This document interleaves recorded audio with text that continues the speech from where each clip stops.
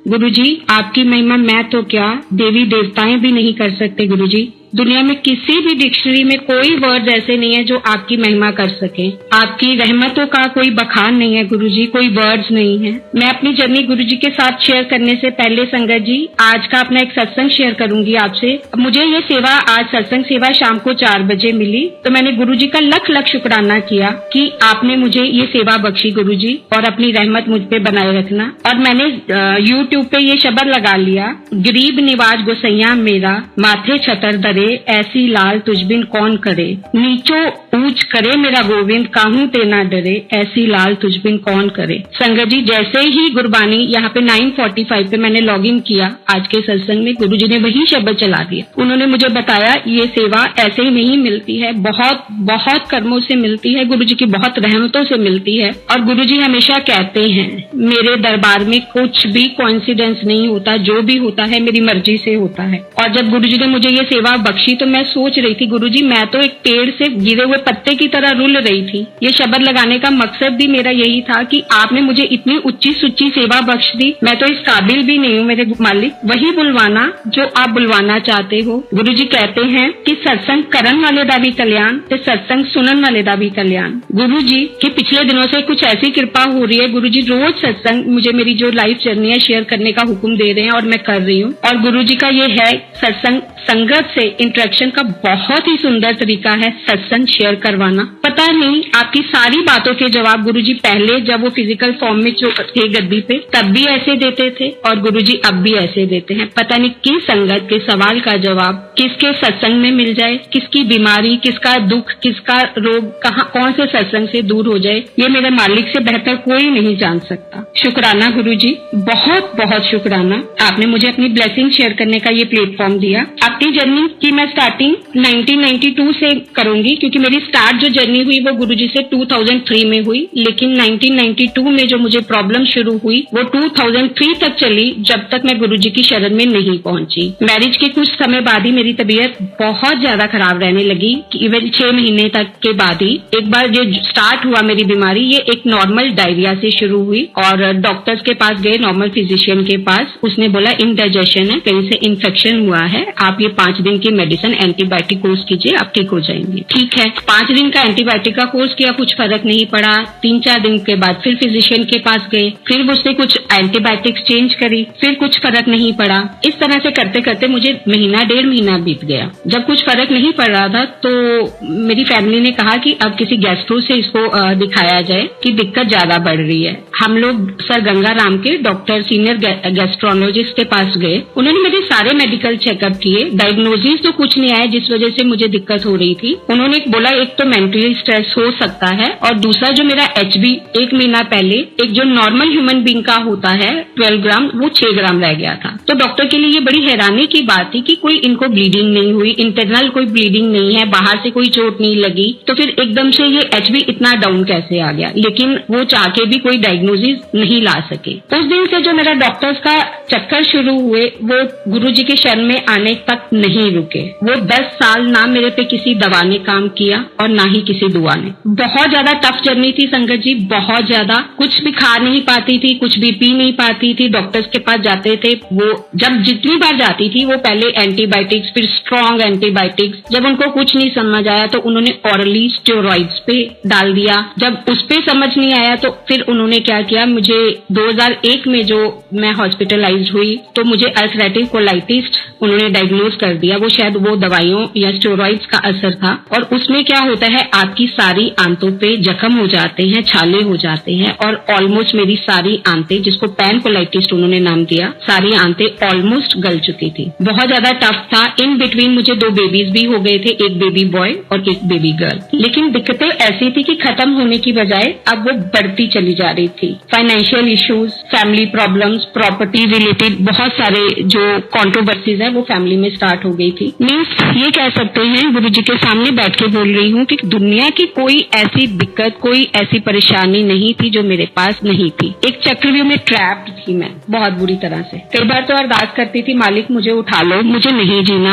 और जब बच्चों का मुंह देखती थी तो अरदास करती थी, हे बाबा जी इतनी लाइफ दे देना कि इनको बड़ा कर सकूं, इतनी स्ट्रेंथ देना, इतनी एनर्जी देना। लेकिन प्रॉब्लम्स थी कि खत्म होने की बजाय बढ़ते चली गई। 2002 में एट द एज ऑफ 30 मेरे हस्बैंड को हार्ट स्ट्रोक हुआ। बहुत मैसिव हार्ट स्ट्रोक था और पता नहीं कैसे हम टाइम पे हॉस्पिटल चले गए और अंकल की जान बच गई और डॉक्टर्स ने बोला कि आपके हस्बैंड बाल बाल बचे हैं, क्योंकि यंग एज का जो हार्ट अटैक होता है वो बहुत डेंजरस होता है, इससे बहुत कोई मुश्किल ही बच सकता है।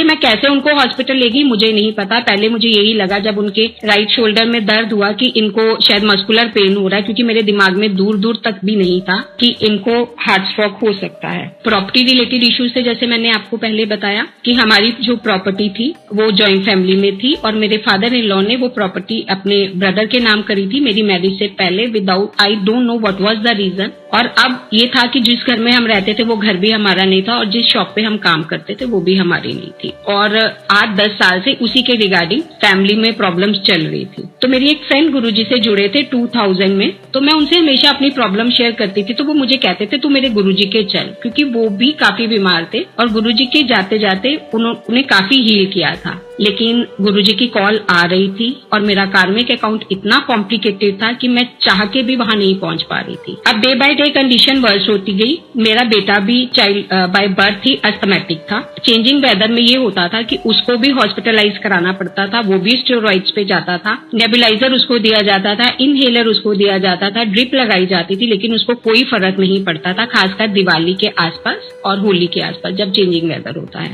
मैं अल्सरेटिव कोलाइटिस की पेशेंट थी। मुझे भी महीने में 1-8 बार हॉस्पिटल जाना पड़ता था, आईसीयू में एडमिट होना पड़ता था और मेरे बच्चे उन दिनों बहुत छोटे थे जो बाहर खड़े होके मेरे से मिलने के लिए तरसते थे, क्योंकि आईसीयू में मिलना अलाउड नहीं होता, जैसे सब जानते हैं। अब हस्बैंड को भी हार्ट प्रॉब्लम हो गई और हस्बैंड भी महीने में 2 महीने में 1 बार उनको भी हॉस्पिटलाइज होना पड़ता था। तो जब भी मैं उनको अपनी प्रॉब्लम बताती वो मुझे गुरुजी के जाने को कहते, लेकिन मैं चाह के भी नहीं जा पा रही थी, क्योंकि शाम को गुरुजी के यहाँ जब सत्संग होता था, बच्चे छोटे थे, प्रॉब्लम्स बहुत ही, मुझे लगता था मैं कैसे वहां पहुंच पाऊंगी। मेरे पेरेंट्स भी मुझे देख के बहुत परेशान होते थे, खासकर मम्मा मेरे लिए जगह जगह अखंड पाठ साहिब रखवाते थे। We belong to a Sikh family और अरदास करते थे कि बाबा जी इन्हों जिंदगी बख्श दो, इहदे बच्चे बहुत छोटे हैं। कहते हैं माँ की अरदास, माँ की दुआ भगवान भी नहीं मोड़ते। यही मेरी माँ की अरदास गुरुजी के चरणों में पहुंची। 2003 में हम अखंड पाठ साहिब बंगला साहिब रखवा के वापिस आ रहे थे। थर्सडे पूर्णमासी का दिन था। जिन आंटी की मैं बात कर रही हूँ वो गुरुजी के जुड़े हुए थे।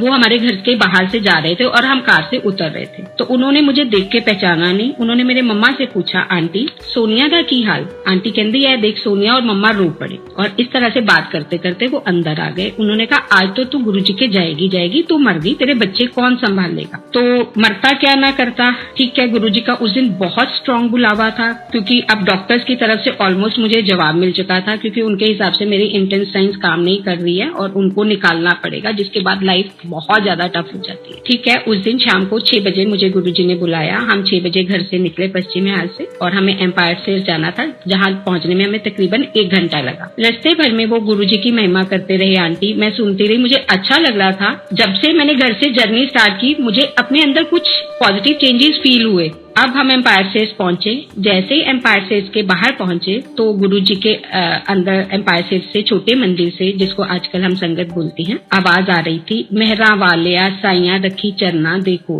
भाई हरबंस सिंह जी जगाधरी वालों का शब्द चल रहा था। वो मैं घर में बहुत सुनती थी। पहले पहुंचते ही गुरुजी ने बाहर से मुझे इंडिकेशन दे दिया, मैंने तेको अपने चरण शरण में ले लिया है। लेकिन मैं बुद्धिहीन उस मैसेज को नहीं समझ पाई, अभी इतना कनेक्शन नहीं था।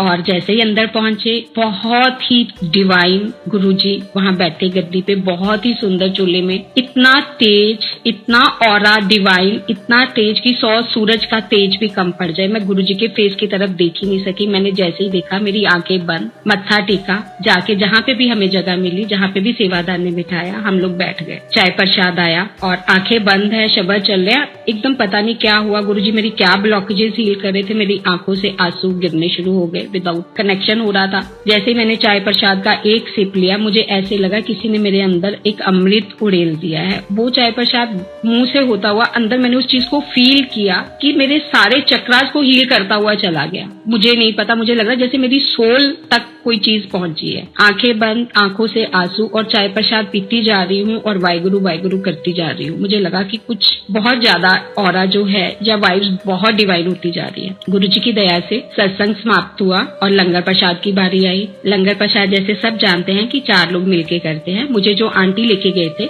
मुझे और उन आंटी को लंगर एक ही थाली में खाने को मिला। 4 लोग थे। वेरी डिवाइन लंगर प्रसाद। सारी वही चीजें थी जो रिस्ट्रिक्टेड होती है, जैसे सारे जानते हैं गुरुजी का ये एक ट्रीटमेंट का तरीका है। मुझे नहीं पता था उस दिन। मैं कम से कम 10 सालों से उबला दाल का पानी, उबला चावल का पानी, उबली सब्जियां, टेस्ट बड्स बिल्कुल खत्म हो गए थे ये सब चीजें खाते। जब थाली सामने आई लंगर प्रसाद की, उसमें बहुत सारा मिर्ची का प्रसाद, रेड चिली प्रसाद, खीर प्रसाद, जबकि डॉक्टर ने मुझे बोल दिया था दूध अब आपके लिए जहर है, आप दूध कभी जिंदगी भर में नहीं लोगे। रोटी प्रसाद, बहुत सारा दाल प्रसाद जिसमें से बहुत अच्छी फ्रेग्रेंस आ रही थी, सब्जी प्रसाद। मैंने उसको देखा, दिल तो मुझे मेरा किया कि वो मैं सारा थाली प्रसाद खुद ही खा लूं पूरा जो भी उसमें है, लेकिन अंदर से आवाज आई तेरे अल्सर फट जाने, मर जाएगी यहाँ पे। मैंने उन आंटी को देख के आंखों से मना कर दिया, मैं ये प्रसाद नहीं खा सकती, मैं मतलब इशारा किया कि मैं मर जाऊंगी। वो कहते खा ले ये दवाई है तेरी। मैंने कहा ये दवाई है, मुझे लगता है कि आज तो सोनिया तू यहाँ से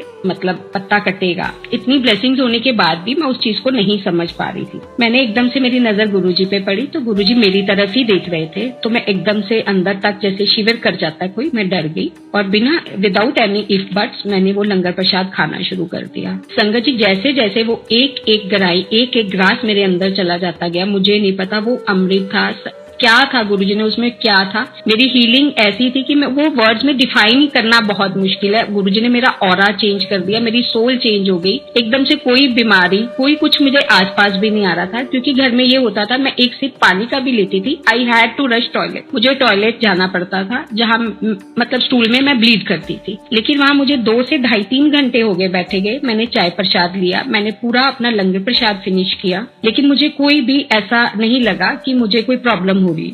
अब वापसी की बारी आई आज्ञा लेने की, तो एम्पायर स्टेट में छोटे मंदिर में जैसे गुरुजी सिंहासन पे विराजमान थे, हमने मत्था टेका और उन आंटी ने मुझे बोला, गुरुजी को बोला, गुरुजी है मेरी फ्रेंड। तो गुरुजी ने बोला मेरी तरफ देख के, जा कल्याण किता तेरी फ्रेंड दा भी। फिर मैं बुद्धिहीन कर्मों की मारी हुई, ऐसे कैसे कल्याण हो जाता। मन में सोच रही हूँ बहुत अच्छा लग रहा है गुरुजी बात करे, लेकिन फिर भी सोच रही हूँ कि मैं 10 साल से परेशान हूँ, मैंने 10 साल से अन्न का दाना ठीक से नहीं खाया, मेरे बच्चे इतना परेशान है, मेरे घर में इतने कलेश है, मेरे अंकल बीमार हैं और मतलब ये कह रहे हैं कल्याण किया, मैं इतना पाठ करती हूँ और हर मंडे में शिवजी महाराज जी के जाती हूँ, वहां जल चढ़ाती हूँ और मुझे इतना नहीं समझ आ रही कि महाशिव साक्षात मेरे सामने बैठे मेरा कल्याण कर रहे हैं और मैं उसको एक्सेप्ट नहीं कर पा रही। पर गुरुजी के वचन तो गुरुजी के वचन हैं, वो उन्होंने तो वो पूरे होने ही होने हैं, वो तो पत्थर की लकीर हैं। तो गुरुजी ने जब ये 2 वर्ड्स में मेरी जिंदगी बदल दी, मेरी लाइफ में यू टर्न लेना शुरू कर दिया। उस दिन वो 2 वर्ड्स ने गुरुजी ने मुझे जो थे एक न्यू लाइफ ब्लेस कर दी।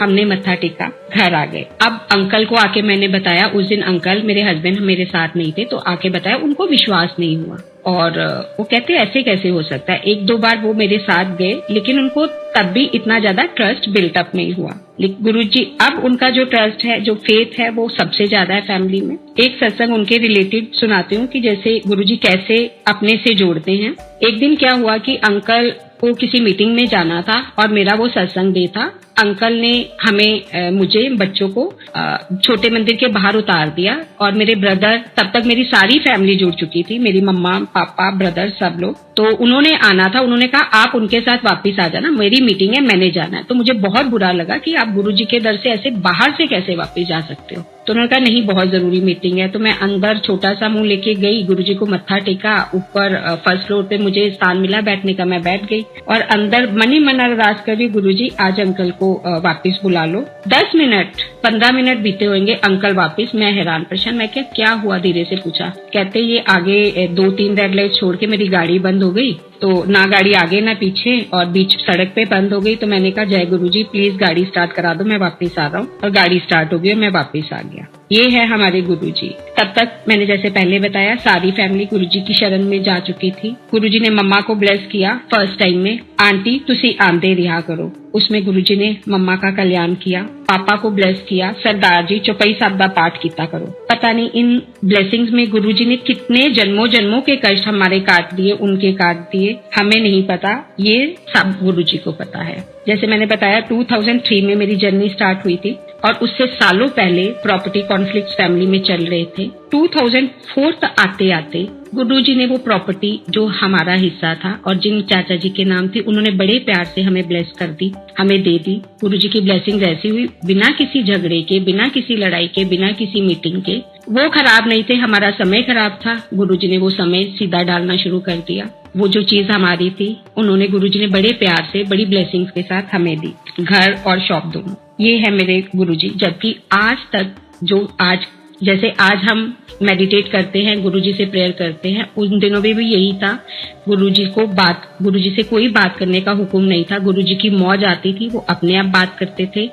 और ये था, जैसे ही हम गुरुजी के शरण में जाते हैं, मंदिर में एंटर करते हैं, तो हमारे जन्मों जन्मों के बही खाते गुरुजी के आगे खुल जाते हैं। तो मैंने कभी भी गुरुजी से, मेरी कभी कोई बात नहीं हुई कि गुरुजी मुझे ये परेशानी है, ये परेशानी है।